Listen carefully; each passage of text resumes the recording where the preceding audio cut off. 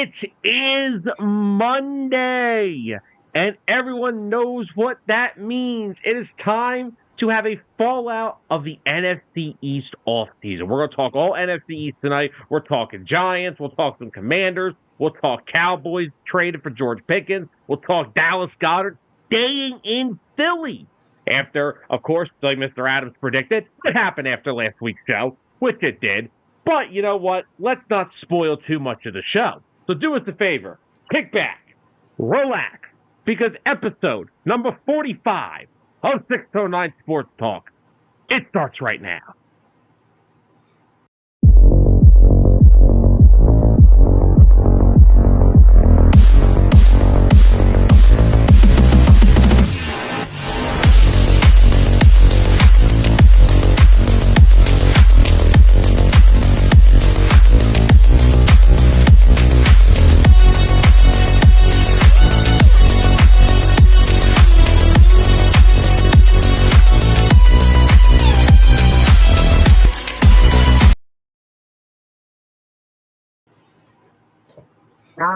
Yes. Welcome in, everybody, back to another edition of 609 Sports Talk live here on Facebook, live over on YouTube, and, of course, catch us every Wednesday on Spotify. If you are not able to join us on Mondays, that's where you can catch these episodes.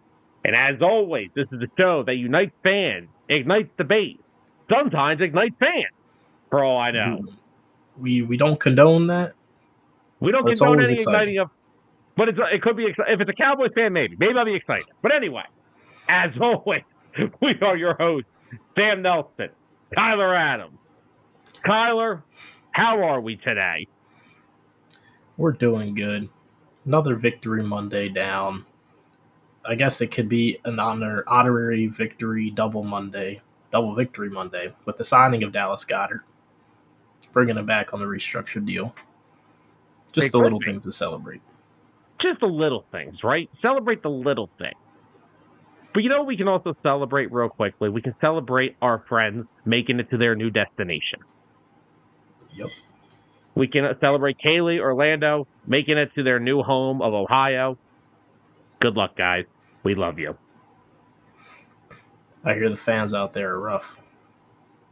Why? There's nothing entertaining ever. But anyway, I'm also a year older since last time we were on here as well.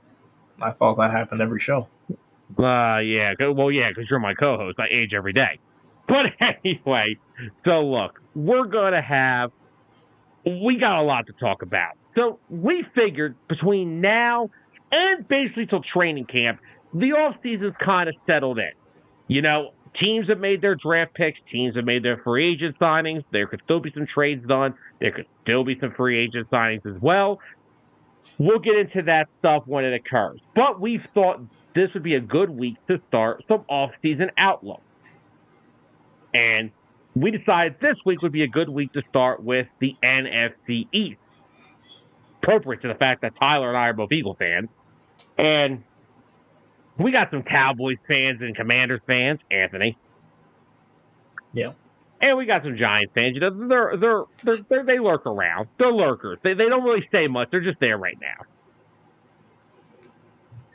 So we'll be fair to that. But real quickly, before we get into the show, Carol is already here with us saying hello and good. Going to be a victory Friday in September. Oh, Carol's already predicting it. Oh, yeah. What's up, Carol? Can't wait. Carol is already predicting it. We'll get to that later. I actually like that opening game. We'll talk about that. It's finally not Atlanta. Oh, good Lord. Please, no. Tyler, I want to start us off with the question.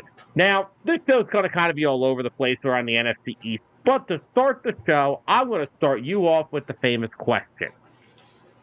Which team has closed the gap the most between them and the Philadelphia Eagles, who, of course, are not only your reigning Super Bowl champions, they are our reigning NFC East champions. So, Tyler, who do you think has closed the gap the most? The Cowboys, the Giants, or those Commanders? So, I know we've all talked during our draft coverage how much we love the Giants offseason and how much we love their draft that they had. They had a good draft. It's not going to translate into competing for the NFC East next year. They need to give it time. It's not going to happen. There's only realistically two teams that we're going to be talking about here, and it's the Dallas Cowboys and the Washington Commanders. Now, Right. the Cowboys have gotten a little more interesting since trading for George Pickens. Over the course of the offseason, they added through the draft Jaden Blue, Tyler Booker, trying to beef up their offensive line again to try and get something back from everything they've lost over the years. They got Donovan Ezeraku next to Micah Parsons, so the pass rush is going to be scary. They got that solid corner, Siobhan Revel. If he can stay healthy and if Diggs can stay healthy, they could have a really good secondary. They honestly haven't done the other free agent acquisition they actually made was getting Dante Fowler, not only taking him away from the Commanders, he also had 10.5 sacks last year. Yeah. But what I'm seeing with the Dallas Cowboys is a lot of what ifs and what could be if things play out right for them. There's too many question marks on that depth chart. Like, I'm sorry, Jaden Blue, he's not starting. He might be the best running back on the roster, but he's not going to be the starter. Did you by any chance listen to that FS1 clip I sent you last week? Which one? Listening to Emmanuel Acho say they got a home run hitter in Jaden Blue, which I actually agree with because I think Jaden Blue's actually a really good running back. A power back in Javonte Williams, and a third down pass catching back in Miles Sanders. Did Acho only watch his rookie season? Well, that's what I want to know because, Tyler, I was an Eagles fan since, I've been born. I'd like to know what Miles Sanders he thinks they got. Rookie Miles Sanders, who had the 1,000 all-purpose yards. I think that's who he's thinking they got. Dear Lord, I hope so. It's a long way from that. Because even the rest of his tenure in Philly, they stopped doing that for a while. Yeah, and I would just like to know, who does he think they got this offseason? I'd just like to know. I have no idea. But the thing with the Dallas Cowboys is there's just too many uncertainties around the whole team. Like, okay, you got George Pickens. He does have a lot of upside and potential. We also saw how difficult it was to achieve that potential in Pittsburgh. Now, granted, you can say, it's the quarterback play, this, that, and the other. He's known to have a lot of attitude locker room issues. So that's a massive hurdle to what could, drag down the Dallas Cowboys offense. Just think back to last year. How critical CeeDee Lamb was of Dak Prescott and how much worse he was playing because of it. What's going to happen if George Pickens, if Dak underthrows him or overthrows him, or he's not looking his way for a few plays or a drive or two? What's going to happen then? Is he going to go throw a temper tantrum?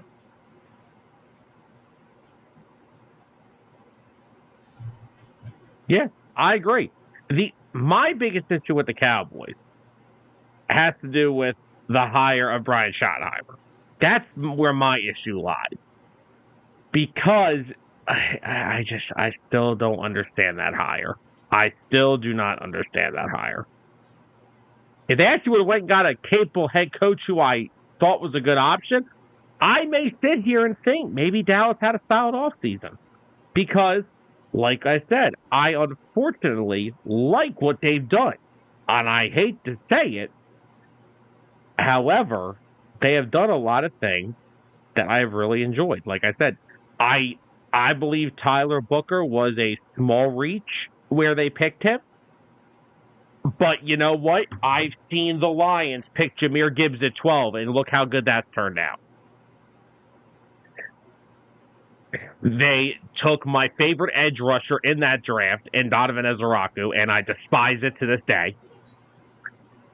Like you said, they took Siobhan Revel, and if he's healthy, then somebody outside of those top two ain't starting. Either Bland or Diggs.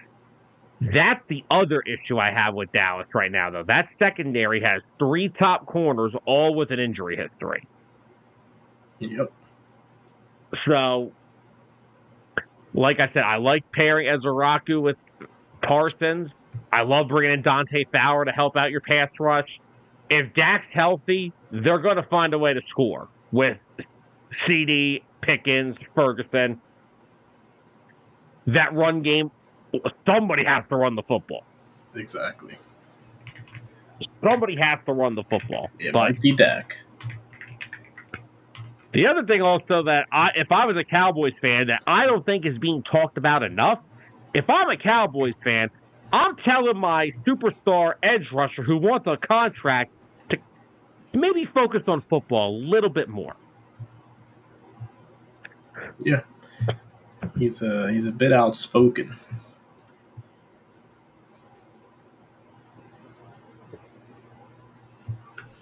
And Anthony's bringing that right up here.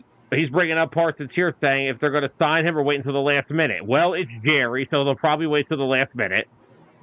And he doesn't see Dallas re-signing Pickens after his contract's over. That may not be a bad thing, Anthony, because honestly, this is the time that I'm glad I actually would like Dallas to not pay a guy immediately after trading for him. Because like Tyler said, what George Pickens am I getting? Am I going to get a guy who's turned himself into a model citizen? Mm-hmm. Or am I going to have to deal with the attitude problem? Now, don't get me wrong.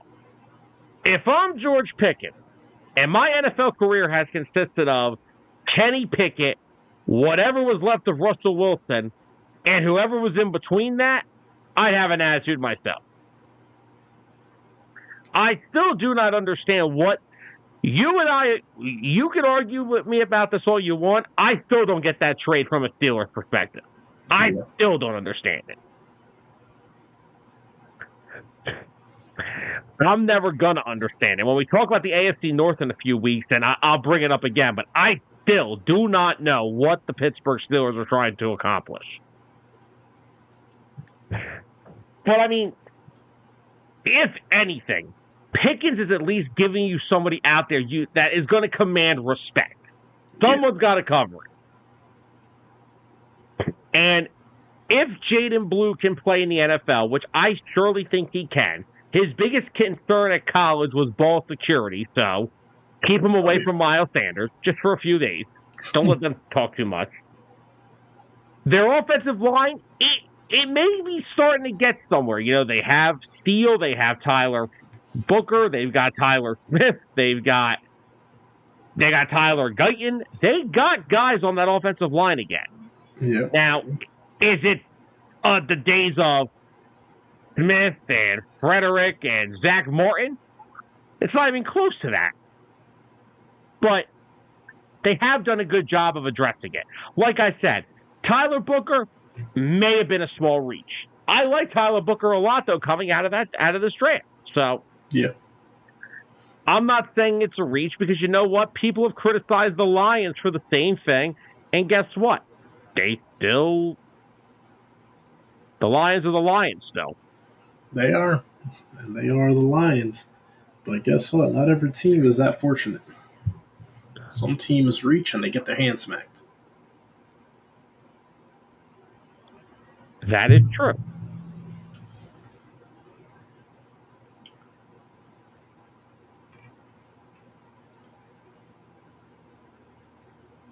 And I don't disagree with that. But from the Cowboys, I like what I've seen. That's all I'm going to leave it at here. They got potential, but this is not your year. You are not them boys. Wait and see how things happen, how things go. You still got to see what you got in Dak Prescott. Because who the hell knows what he can do now? Yeah, because you've been waiting for years to see if Dak can actually perform at the highest level, and he hasn't been able to. Yep. And then last year he looked defeated and then got injured. So that wasn't a good way to go out.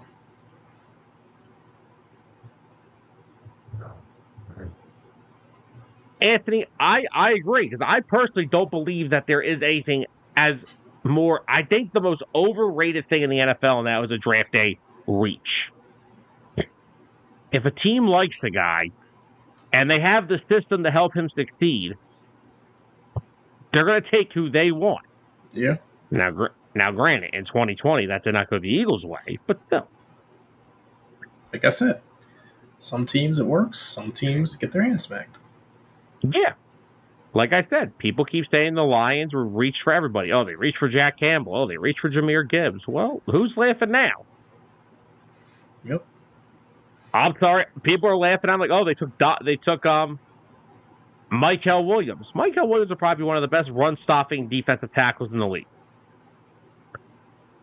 Yep. People say the Vikings reached for Donovan Jackson. Did you see the Vikings' offensive line the final 3 weeks of the season?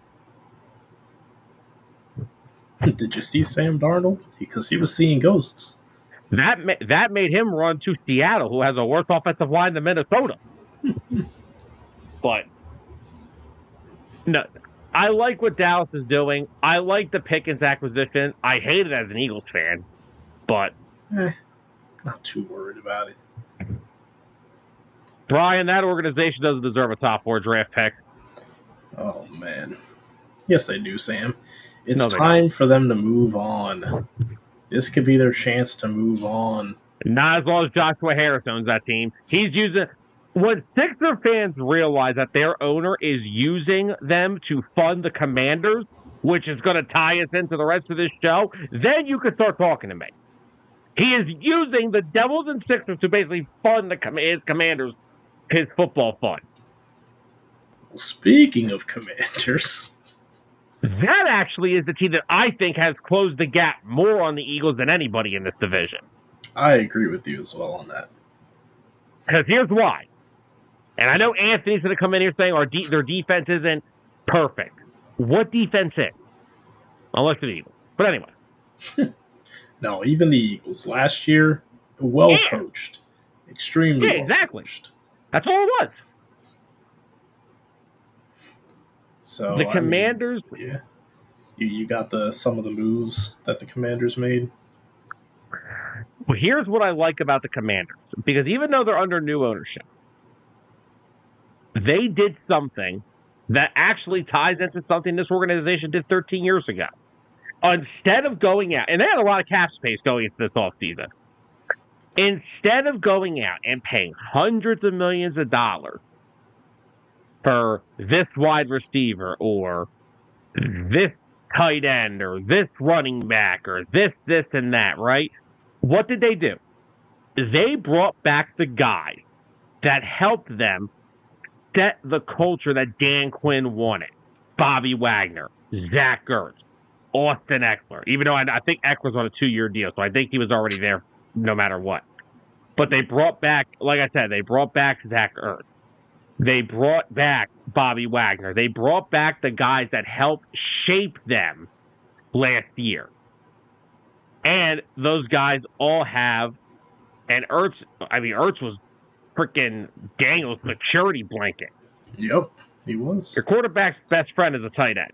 No matter what you say, your quarterback's best friend will always be the tight end position. So, the one thing I like what the Commanders did was they went out and said, you know what we're not going to have happen? We are not going to have happen. And now I'm not comparing the two in terms of taking care of their bodies or anything. The Commanders thought 13 years ago they had their franchise quarterback until he got hurt. So what did this regime go and do? They went out and traded for a top 4 offensive tackle in the game in Laramie Tunsil. Then they went into the draft they went out and drafted Josh Connerly.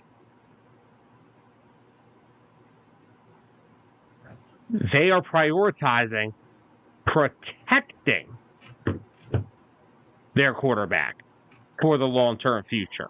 And guess what? He still has weapons. Oh, look, they fixed the lottery for the poor Mavs. What a shock. Huh, did they really? Yes. Sixers got third. Oh, there goes. We're trusting another 5 years, baby. Woo! Top seed in the East, though, next year when everyone's healthy for 2 weeks. What a freaking joke. Trade the pick. Trade the pick. Why would you trade the pick? Does this team have a drafting record? I mean, Maxey turned out pretty good. The only reason they looked into him is because of COVID. Well, hey, the third overall pick, you could do a lot worse than that. I take a center. So stop. Honestly, stop. Yeah, don't think. Take a center. They need to not think about pairing somebody to complement Joel Embiid and the rest of the offense. No. Find someone who can complement Tyrese Maxey and forget about old Joel. Go. As long as he's selling Joshua Harris tickets, he don't give a damn if he plays or not.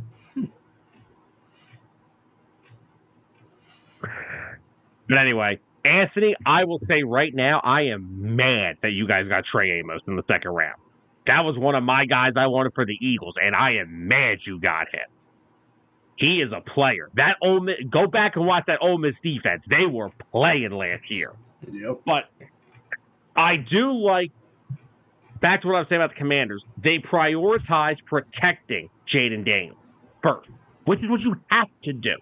There's no point of trading for a top-tier wide receiver or signing a top-tier running back if you can't block for your freaking quarterback.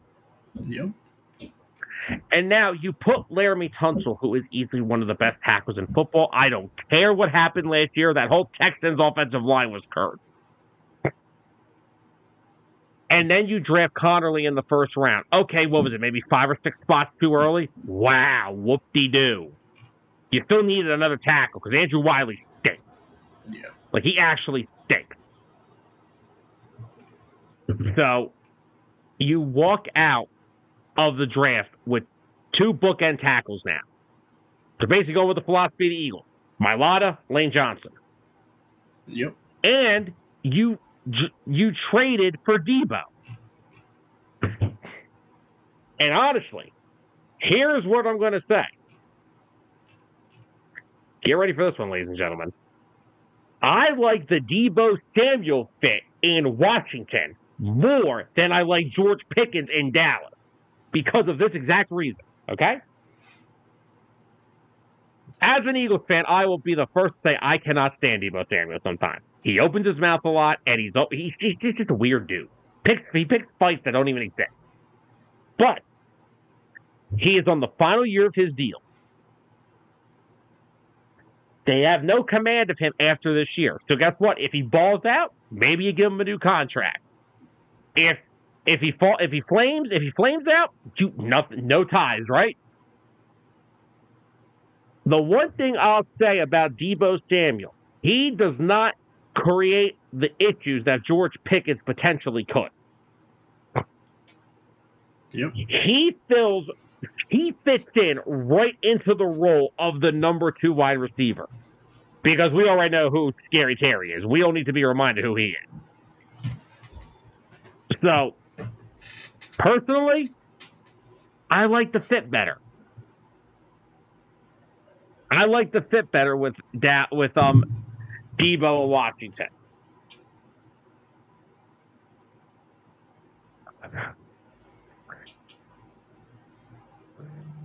Oh, yeah, I forgot Sean Taylor. It's his son that's on the Commanders? Okay. But I like what the Commanders have done. I will say I wish they would have added another running back because I like Austin Eckler for what he is. I'm not sure what Brian Robinson is. Yeah. Brian Robinson, I really thought they were going to find a replacement in a true running back. It's like Brian Robinson, he's good to get you a couple of big plays a game, maybe. But outside of that, I mean, can't pass catch. He's not a 3-down back. So at that point, what are you doing? He I also mean, was another one that had some ball security issues. yeah, and they've given him how many years now? Is he on like the going on his 4th year in the league, Yes, 3rd he year, is. something like that? Yeah. So like he's kind of had his time to prove if he can be the guy, and I just don't see it. Anthony says that they need a defensive end. He doesn't know if they're waiting until training camp to snag a vet. It could be possible. I mean, if you're looking at the Commanders' defensive line right now, it is a little thin. I won't lie, Anthony. So It's a it's little thin. thin, but there's something I wanted to talk about with it in the fact that, Shoot. excuse me, since we all know just a couple years ago they had one of the, I guess you could say, scariest defensive lines in the league. They didn't have much outside of that, but the 4 that they had up front, Deron Payne, um, Montez Sweat, Go on. all of them. So what do they do now? They've been trying to move on from all of them. They've been trying to make changes, and I guess they want to try to do a youth movement, but obviously that wasn't the case this year. But they bring in Eddie Goldman, and they bring in Javon Kinlaw. What that does is it doesn't beef up their pass rush, but it beefs up their run defense. And if you're looking at competing in the NFC East, there's one team in particular that you got to stop the run because they gouged them last year on the ground. Yeah. Don't forget the kid Newton they took out of Illinois last year, too. He played a big role. He missed some time early on with a foot problem, but he came along late and played really well. Yeah. That's a big reason why they let Jonathan Allen go, because Jonathan Allen was not good against the run to save his life. And, I mean, they have Clinton Farrell, who did have 3.5 sacks last year. I mean, okay. Yeah. I mean, Dorrance Armstrong had 5 sacks. They do need a pass rusher. Losing Dante Fowler hurt. Yeah. They need a proven pass rusher. Maybe make Frankie Louisville a pass rusher. He had 8 sacks last year. Oh, jeez. Yeah, the Eagles, Brian's putting this in, the Eagles have 3 games leaked so far. Black Friday against the Bears. Week 16, we're on a Saturday against the Commanders. And of course, we open against Dallas. Let's go. Caleb Williams, we are sorry in advance. I don't care how good your damn offensive line got fixed. We're sorry in advance. And even looking at, like, their secondary, like, Lattimore, you're hoping you can get something more out of him than you did last year. He was banged up last year, which I feel like we say that every year. I do like the potential of a trio of a healthy Lattimore, Trey Amos, and Mikey Sandersville. I really do like that trio. That's got some high-end potential. So, and going back to what we were talking about just a second ago with their running back situation, I know that Brian Robinson is not everyone's favorite running back, but I'm assuming Eckler's going to be the pass catcher. We know that. Yeah. Maybe they're trying to keep the carry split between, Robinson. Jeremy McNichols had a fair share of carries last year. Chris Rodriguez even, he had some rushing attempts late in the season last year out of Kentucky, and he's 5'11", 224. Yeah. I mean, a lot of these guys got in the mix because Eckler missed a significant amount of time. Robinson missed a little bit of time. So they had to keep all these guys in here. And that's probably why they brought them all back, because they were brought back on cheap one-year deals. because you kind of need the depth in that locker room back there because they don't all have the cleanest bill of health. That ain't that the truth. The biggest But thing that's going to come down to the Commanders is, can Deebo Samuel move the needle? That's going to be the biggest question. yeah, and I was just going to say, Washington isn't looking to be a run-dominant team. They know what they got in Jaden Daniels. They brought back Zach Ertz for a reason. They went out and traded for Deebo for a reason. They know what they're getting into. They want to be a pass-first team and a pass-dominant team. They're not looking to be flashy running the ball on the ground. That's why they just got the committee of guys that can get it done. That's it. And honestly, it's probably all they need. We've seen them take down how many juggernaut teams last year? They knocked the Lions out.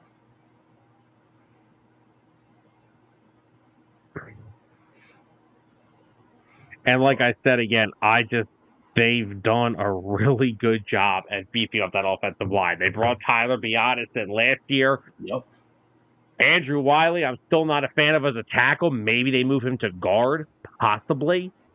But they did sign Nate Herbig, so he might compete for a starting job. I mean, he's a veteran guard, man. He's been around the league as a starter on multiple teams since the Eagles. Okay. Anyway. Damn, man. No love for Nate Herbig. Nate Herbig, dang it. No but love. Anyway, what I was getting at here, the other thing that you have to look at, the reason I also like what the Commanders did, they looked around and looked at everything that these three teams did. They looked at what Philly has with Jalen Carter, with Nolan Smith, with Jalen Hunt. They looked at the Giants with Brian Burns and Abdul Carter and Kayvon Thibodeau. They looked at Dallas with Micah and Ezraku and bringing over Dante Fowler away from their team. And they said, okay, we need to go fill up the tackle spots. They have to go fill. We got to get some bookends. So what do? You go get Tunsil, premier tackle, one of the most premier tackles in the league. Draft Josh Connerly, who at the time was the best tackle on the board, health-wise. Simmons was the best available, but I get the Commanders. You want a guy that you know is... Yeah. No, I like the Connerly pick. I think it's going to work out great for him. Yeah, because he's not coming over and asked to be the left tackle. He's going to come over and play right tackle. Yeah. Brian, first of all, do not apologize about talking anything in the chat. We don't care. We answer everything. Of course. But he said the Mavs had a 1.8% to win the lottery. Very fitting they win after the horrible Luka trip. Brian, we knew the lottery. The NBA lottery is the most fixed thing in all sports. I thought we already knew this from the Cleveland days. Oh, you mean the Andrew Wiggins one that netted them Kevin Love, that netted them to get LeBron back? Yeah. Oh, that one exactly. I don't even want to talk about that. That was such a farce.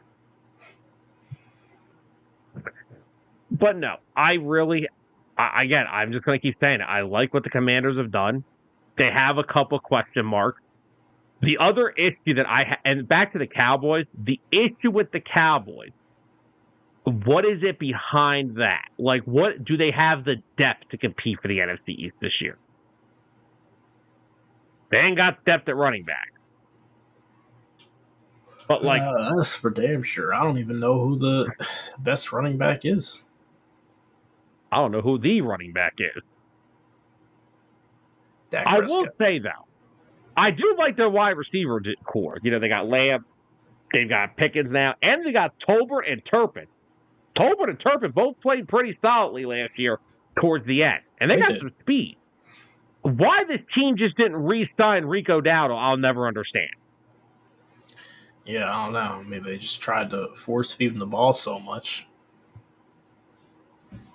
You know, I guess when you're a Dallas Cowboys running back and you get force fed the ball so many times and you don't put up the numbers, they're not happy. If this comment becomes a reality, I will not be happy. Oh. Wasn't it him that just came out today and said that he was upset with the Bengals? Did you not hear the report? What was the report? They haven't spoken to him since the draft. Oh, nice. They have ended contract talk. Nice. That team, they must think they drafted freaking prime LT. Oh, man. So, and I'm not talking about LaDainian Tomlinson. If I'm Trey Hendrickson, play another year there. Why? Because, hold on, hear me out, right? If they realize, and I mean, there is a shot that this couldn't happen, but there's a good shot that it could. If they realize that Shamar Stewart just isn't that good and he's too much of a project, they're going to have to come begging to Hendrickson to re-sign with them. I see a lot of dollar bills. I'll tell you one thing. If Hendrickson is actually on the way out of Cincinnati, Washington better be the first. That better be the first team on the phone. What do you want? Yeah.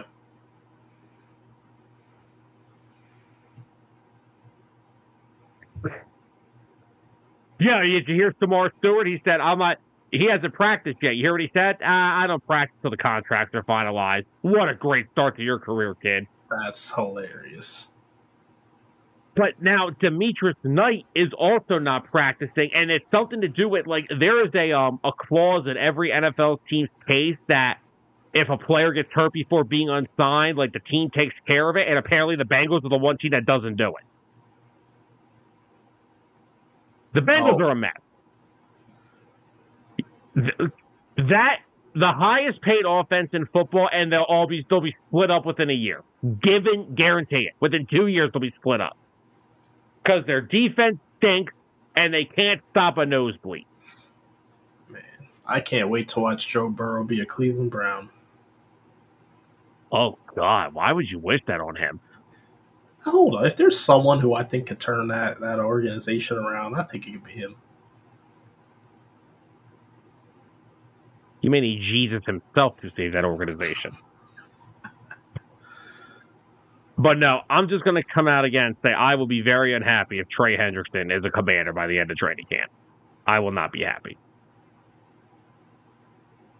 All right, Tyler. Now, since we've talked about the Cowboys a little bit early in the show, we're talking the Commanders. Why don't we move over to the other team that you brought up briefly? Let's talk about those New York Giants. They're going in the right direction. Finally. They are. They're going in the right direction. I give them credit.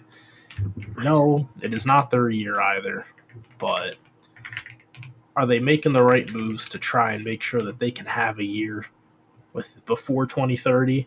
Yeah, they're trying. 2030. Before 2030. They're trying their hardest over there. I mean, if we're just looking at notable offseason additions, they've added a complete new quarterback room. Jameis Winston, Russell Wilson, Jackson Dart, who I still think is my second favorite quarterback in this draft. Yep.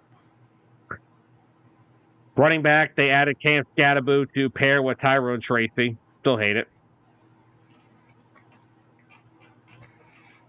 They did not. Nor did they added a second wide receiver to pair with Malik Neighbors just yet. They signed a 1-year deal with Lil Jordan Humphrey. Yeah, they also signed Zach Pascal, buddy. But like you said, I still think Theo. What? I said, like you said, they didn't sign anyone.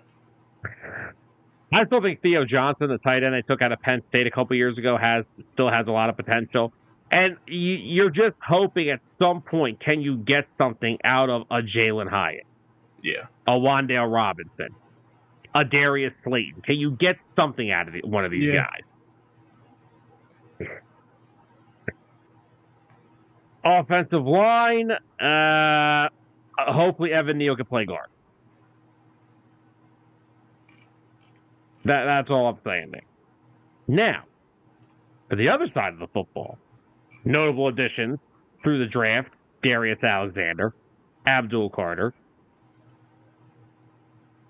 They also signed Chauncey Golston in free agency. He had a very solid year for Dallas last year. Dexter Lawrence will be back healthy. They also signed Roy Robertson Harris in free agency as well.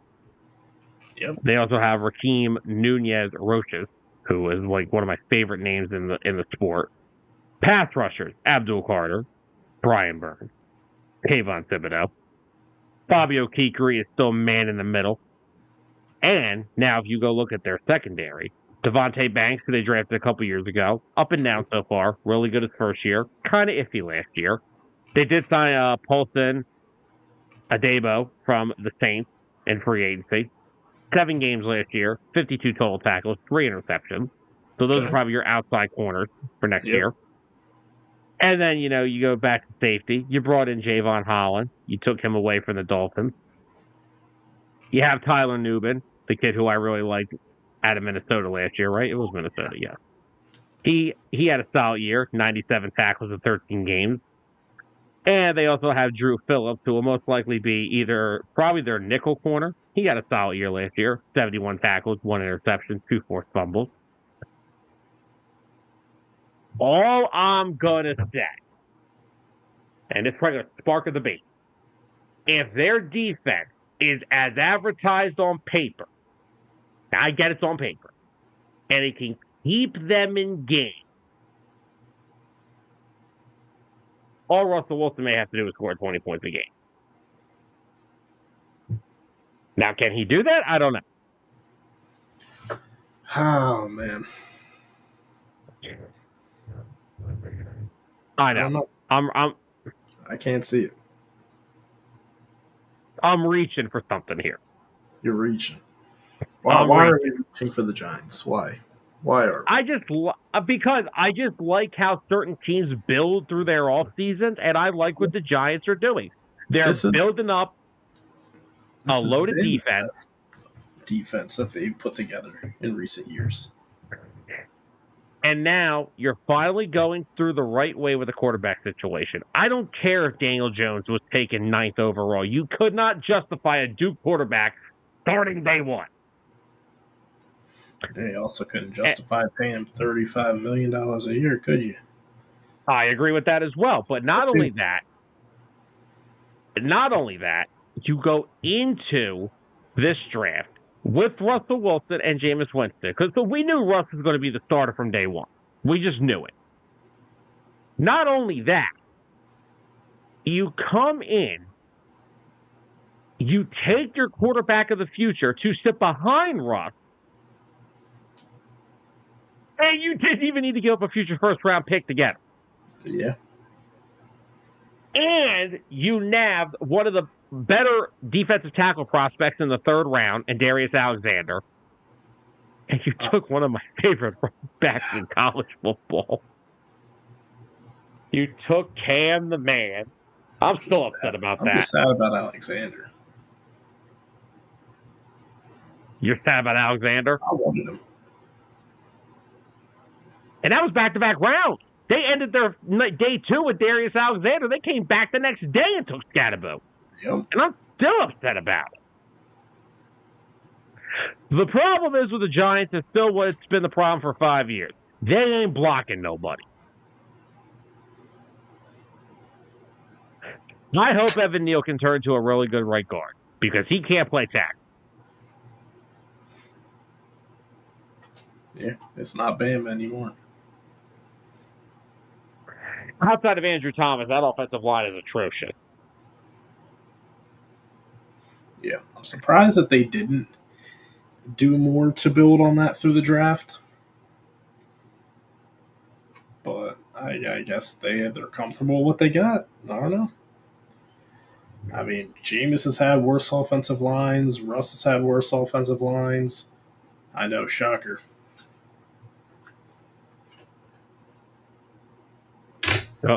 Don't get me started with those Seahawks offensive lines. It took them this long to actually build a new one. Yeah. But I will say I do I do enjoy what the Giants have done. They're finally starting to build things the right way. So, for one, I think they've done a good job. I think Jackson Dart, and apparently Daboll loves him. Like, Daboll wanted him from the start. It was never Shador. It was never going to be Shador. It was never. There was never a shot. No.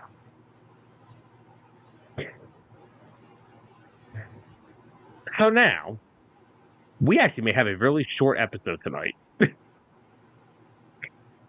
Let's talk about the big bad boys of the East. Who? Let's talk about our Philadelphia Eagles. Oh, yeah. Weaknesses? None. Okay, we're not going to go that far. They're not as strong in some areas, but there's no weakness on the team. Yeah, you're right. I would Tyler. say the one weakness, or I should say weak link, would be how our new offensive coordinator is going to be. It's always the question whenever there's turnover due to either someone being fired or someone getting a promotion to head coach. It's always the age-old question. Is the new coordinator going to be able to keep it going? Well, first of all, let's just safe to say that I think the guy who was the offensive coordinator here last year is probably regretting taking the last job available. Yeah. Last job available is not the best job available. It's usually the last for a reason. Yeah. It came with extra surprises, too. Oh, yeah. It came with some real nice surprises. I do agree. Kevin Patullo will have to prove to us what kind of offensive coordinator he is going to be. However, though, like I keep telling people, I know people got concerned, and it's like, oh, is this Brian Johnson all over again?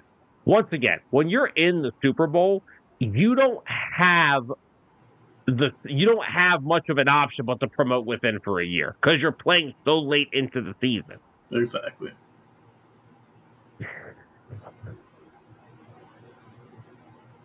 So, Anthony, don't spoil the weeks to come. I got weeks and weeks of this stuff to talk about. But no, I know, I get what you're saying because Washington's coming back. They have Kingsbury, and Kingsbury's probably the best offensive coordinator currently in the division. Yeah, I agree. The Giants, it doesn't matter because it's Brian Daboll's offense. I don't even know who the hell the Cowboys' offensive coordinator is. Has Jerry picked one yet? Because I know he ain't letting Schottenheimer do it. Still trying to get Dion. Oh, would you stop with the Dion? Oh, my God. But no, looking at the Eagles, is there really...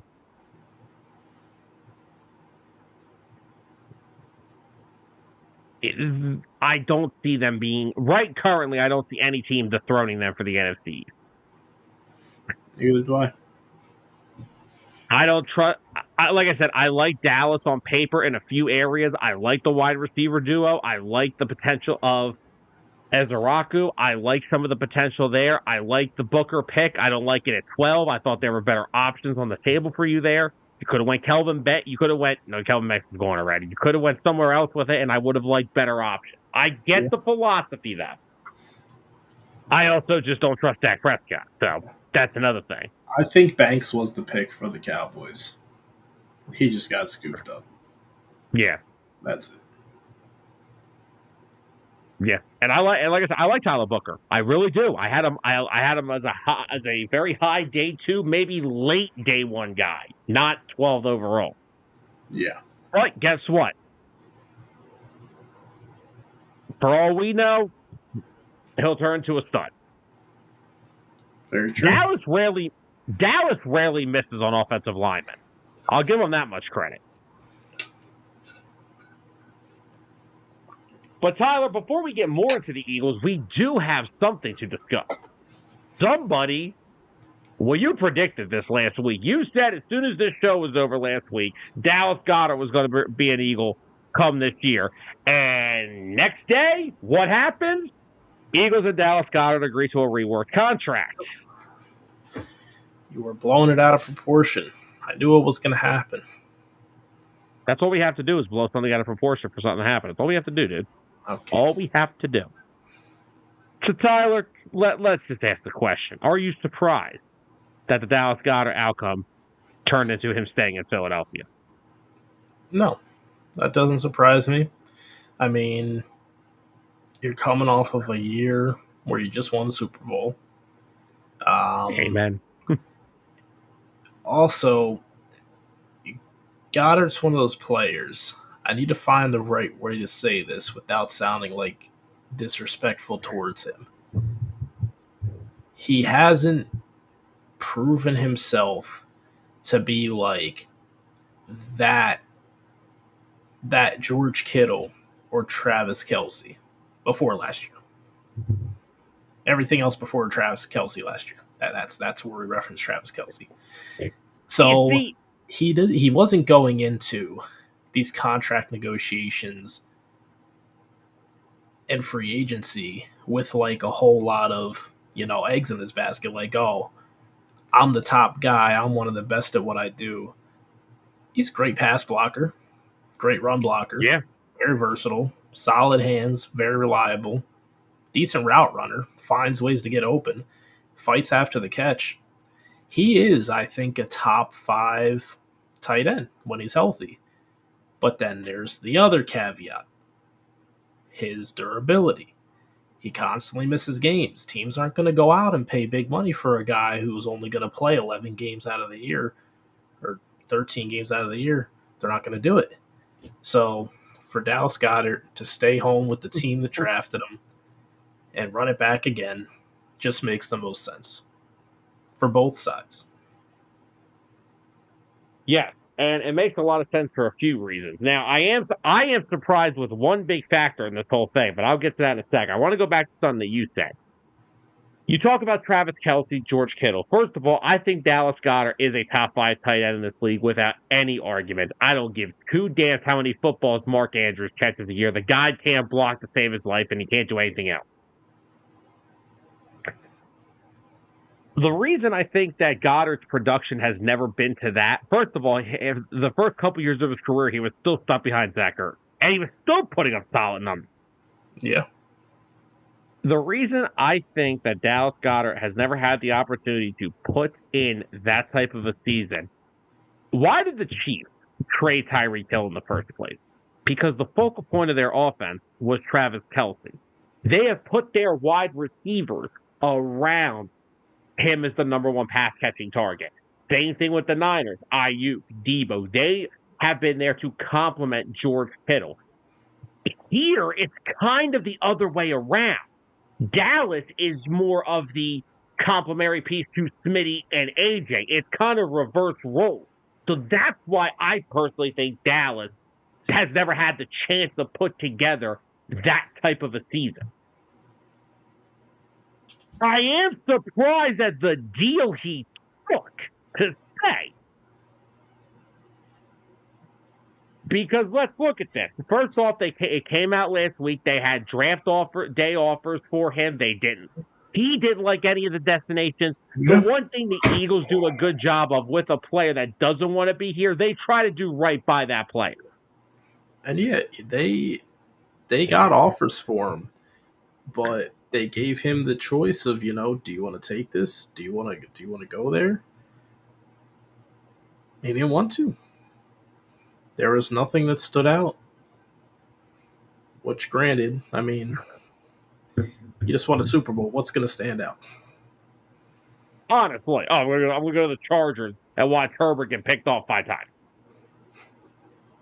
But no, and then personally, again, it worked out for both sides because not only was there really nothing there for Dallas, there was really nothing out there for the Eagles because we were trying to figure out what they would do at tight end if they did get rid of Goddard, and it really wasn't much. Yep. And I think that's why they didn't panic to draft the tight end in this year's draft, because they saw how Goddard really didn't want to leave. No. I will say, though, I'm very surprised with how this whole thing ended. I'm surprised it resulted in him taking a pay cut to stay. Essentially, Dallas Goedert took the Josh Sweat deal from last year. Yeah. That's what I'm surprised about. I don't know if you are, but that's a surprise to me because I thought Dallas wanted a little more. Doesn't surprise me because Dallas is a very team-oriented kind of player. I agree. Like this whole time throughout the whole offseason, they kept saying, "Oh, well, Howie sounds like he's not coming back," or they're talking as if like he's not going to come back. You never heard Dallas come out and say anything. Yep. So I'm fine now. And like I said last week, with a guy like Kevin Patullo, who's a rookie OC, you don't want to go out and change a bunch of things. You don't want to go out and have this change and that change. And, okay, how do we fill this guy's production? You don't want to have to do that.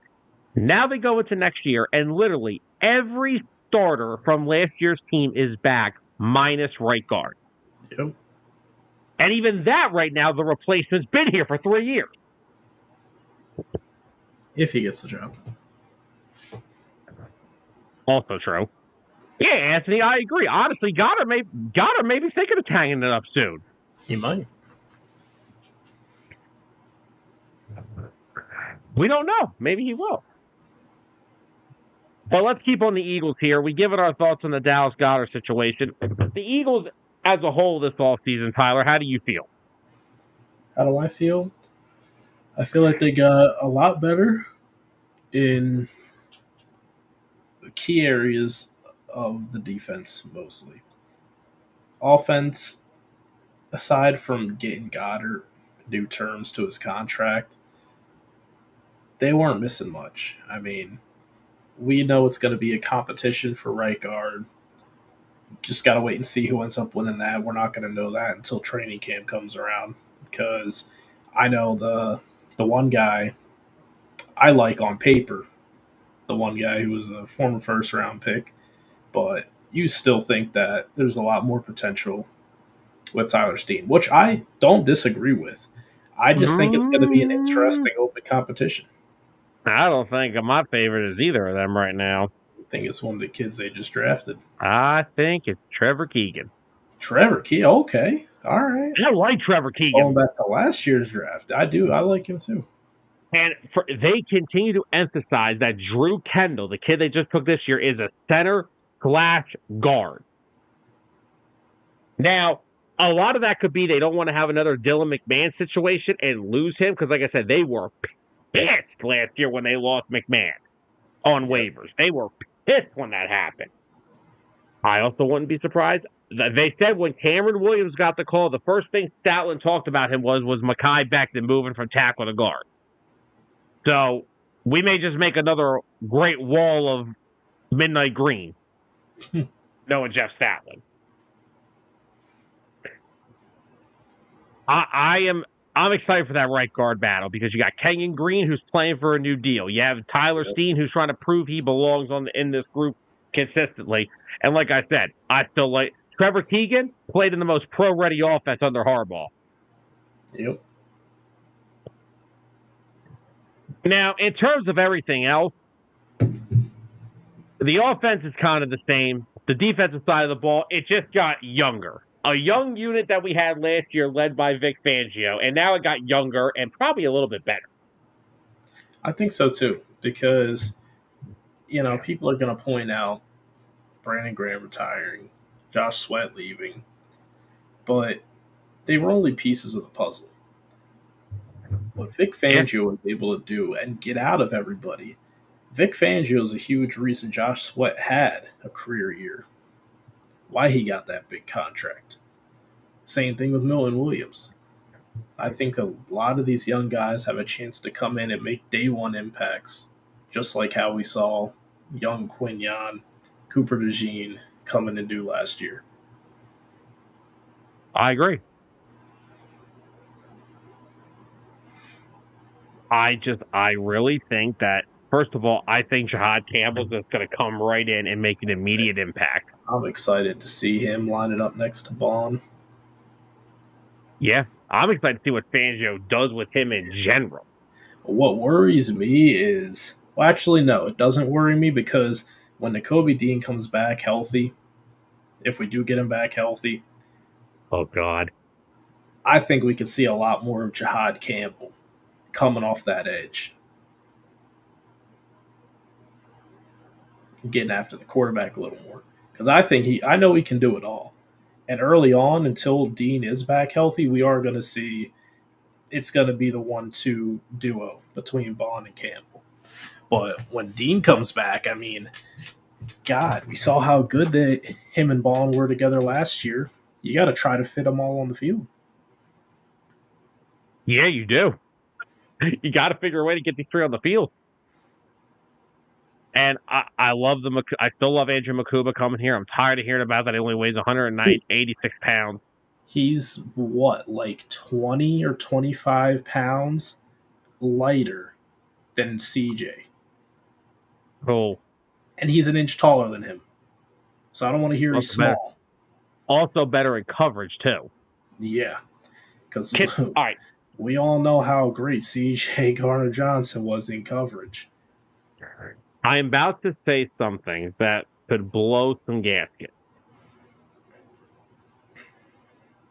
Eagle fans act like they traded Brian Dawkins.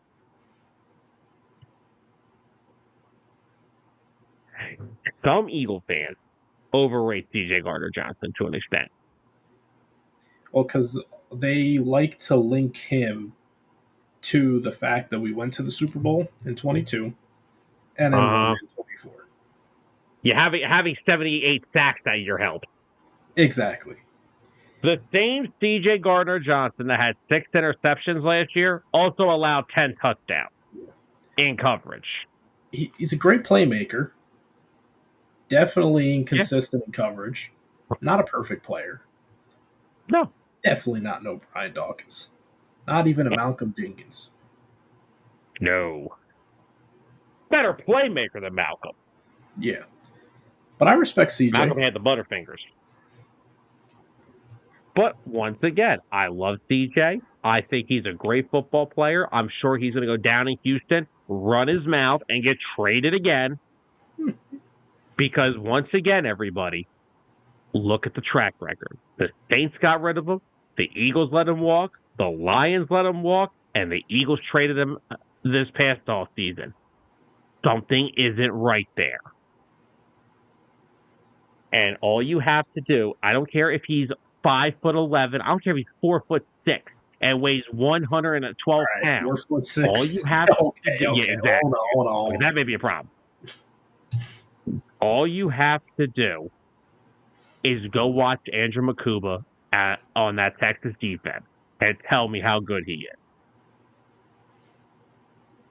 All right, so Anthony has a question that I've been dying to get to. How do you feel about facing Dallas in week 1? I love it. Because you know why? I hate every year that the game in Philly against Dallas is ultimately meaningless. Either the one team has locked up a playoff spot and everyone's resting, or like last year, the Cowboys just stunk and Dak was hurt. Now I get them fresh for week 1 and I get to beat the crap out of them week 1. Mm-hmm. I don't care what I was saying. I don't care what I was saying about Dallas earlier. They're still not better than Philly. Nope. They're getting boat raced. They got a good pass rush. How's your run defense? You got a good pass rush. I got two good tackles. Exactly. Micah's daddy's playing on that night. And Donovan Ezeraku, you're going to get introduced to a big Aussie real quick. Ezeraku's going to have one snap and he'll be on the sideline singing Aussie, Aussie, Aussie, oi, oi, oi. I was waiting for it. Oh, God. But no, I'm excited for week 1. I like the Bears on Black Friday, too. That's really cool. I have to take off that day. Man. Apparently, it's a 3 o'clock kickoff. 3 o'clock? Wait, which day? Black Friday? Black Friday. Do I have Black Fridays off? No way you have Black Fridays off. To be determined. He will have this Black Friday off, ladies and gentlemen. We can confirm that. And then the only other game I know is that Week 16, we are part of a Saturday doubleheader. We are back at Washington Week 16. That's the league schedule so far for the Eagles. Week 1, Dallas. Black Friday, Chicago at home. Week 16, Saturday in Washington. But no, I like having Dallas Week 1. I know it's a little disappointing. I would have liked to see the Lions, but they're opening up with the Cowboy-Eagle rivalry. Like I said, I feel like the league is even saying that now. Like, these two teams, they hate each other. They're bitter rivals. But every time they play each other, someone either stinks or someone's hurt. Like last year, we didn't play Dak twice again last year.